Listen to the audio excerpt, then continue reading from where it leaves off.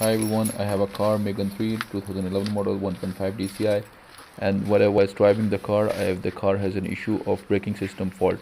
This error appears normally when your braking system has low level of fluid, and this is because there is some leakage going on in the system. So you can see here that I have a braking system fault and I have to stop the car.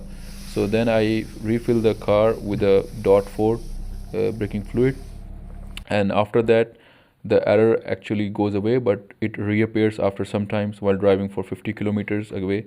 And then so I get to the workshop and get it checked. So here you can see again that the braking system fault reappears. I went to workshop and I found out that the rear right side of my brake caliper has a leakage, which caused the brake fluid to drain out, a leak, and this braking system fault appears. So I replaced the part. I ordered the new rear right side of brake caliper for 50 euros and get it replaced. And after replacing the brake caliper, it was working perfectly, and you can see in the video that there's an oil all around the brake caliper. So if you have this type of error, you just replace the brake caliper or get it repaired, and everything's work perfectly. I hope this video finds useful to you.